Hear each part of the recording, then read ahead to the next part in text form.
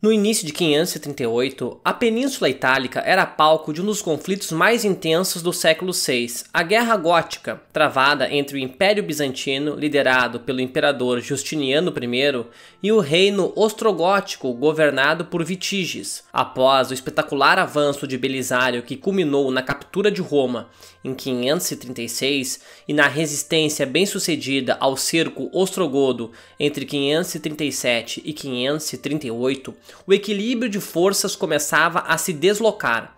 Contudo, os ostrogodos ainda controlavam amplas regiões do norte e do centro da Itália, e a luta pela supremacia estava longe de terminar. Foi nesse contexto que ocorreu o cerco de Arimino, um episódio crucial em que a determinação bizantina foi posta à prova. Localizada estrategicamente na costa do Mar Adriático, Arimino era um elo vital entre o norte da península e Roma, e seu controle significava dominar uma importante rota de abastecimento e movimentação de tropas. Para os ostrogodos, retomar a cidade era essencial. Para os bizantinos, mantê-la era um passo decisivo rumo à vitória final. Após resistir heroicamente ao cerco de Roma, Belisário compreendeu que não poderia apenas se manter na defensiva. Aproveitando-se da moral elevada de suas tropas e da momentânea dispersão das forças inimigas, ele ordenou uma série de avanços para consolidar posições estratégicas ao norte. Arimino, situada a apenas alguns dias de marcha de Ravenna, capital ostrogoda, era o alvo perfeito. A cidade tinha defesas sólidas, muralhas antigas reforçadas durante o período imperial romano e uma posição costeira que permitia receber suprimentos e reforços por mar. No entanto, o sucesso bizantino em ocupá-la foi quase rápido demais, e isso despertou uma reação imediata dos ostrogodos. O rei Vitígies, ciente de que perder Arimino comprometeria a segurança de Ravenna, ordenou que um grande contingente cercasse a cidade, tentando isolar completamente os bizantinos antes que reforços pudessem chegar.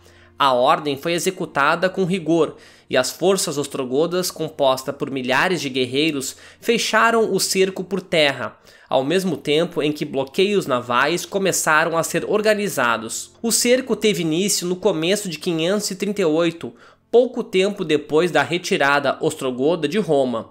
A guarnição bizantina em Arimino era relativamente pequena, liderada por João o Sanguinário, um comandante conhecido por sua audácia e habilidade em operações rápidas. Embora intrépido, João estava ciente de que, isolado, não poderia resistir indefinidamente. Os ostrogodos montaram acampamentos ao redor da cidade e começaram a cortar as linhas de comunicação e abastecimento. Escamuças diárias se seguiam, com os bizantinos realizando surtidas para tentar enfraquecer o cerco, enquanto os ostrogodos construíam máquinas de guerra para atacar as muralhas. Uma das dificuldades para os defensores era a escassez de alimentos. Apesar da posição costeira, o bloqueio naval ainda não estava totalmente consolidado no início, mas a ameaça constante dificultava a chegada de navios de suprimento. João, percebendo que apenas resistir não bastaria, adotou uma estratégia agressiva. Suas tropas realizavam ataques noturnos contra as posições ostrogodas, queimando torres de cerco e destruindo balistas. Essas ações retardavam o avanço inimigo, mas também desgastavam os defensores, que já sofriam com a falta de descanso e atenção contínua.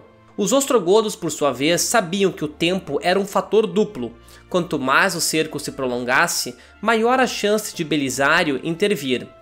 Para acelerar a queda da cidade, intensificaram a construção de rampas de assalto e aumentaram a pressão sobre os portos, tentando cortar de vez qualquer ligação com o mar. Enquanto isso, Belisário, informado sobre a situação crítica em Arimino, elaborou um plano ousado: enviar reforços por mar para quebrar o cerco antes que a cidade fosse forçada a se render. Contudo, havia um dilema: se ele deslocasse forças diretamente de Roma, poderia deixar a cidade vulnerável a um novo ataque ostrogodo. A tensão atingiu seu ápice quando a fome e o cansaço começaram a abalar a moral da guarnição de João. Ainda assim, ele recusava a negociar a rendição. Foi então que, no auge do cerco, a frota bizantina surgiu no horizonte. As forças navais de Justiniano, coordenadas com movimentos terrestres, conseguiram surpreender os bloqueadores ostrogodos no porto, permitindo que reforços e suprimentos entrassem na cidade. Ao mesmo tempo, destacamentos enviados por Belisário avançaram por terra para pressionar os sitiantes, obrigando-os a dividir suas forças. Com a pressão combinada, os ostrogodos perceberam que manter o cerco significaria correr o risco de serem encurralados entre a cidade e as tropas bizantinas em aproximação. Assim, optaram por recuar para o norte, preservando seus homens para futuras batalhas. A vitória em Armínio teve grande valor simbólico e estratégico. Primeiro, consolidou o controle bizantino sobre a costa do Adriático, abrindo caminho para operações mais próximas de Ravenna. Segundo, elevou ainda mais o prestígio de Belisário, que já era visto como um grande herói da campanha italiana. Por outro lado, o cerco também expôs um problema recorrente: a dificuldade bizantina de manter guarnições isoladas bem supridas em território inimigo. O sucesso só foi possível graças à ação combinada de forças navais e terrestres, algo que nem sempre seria viável nas batalhas seguintes.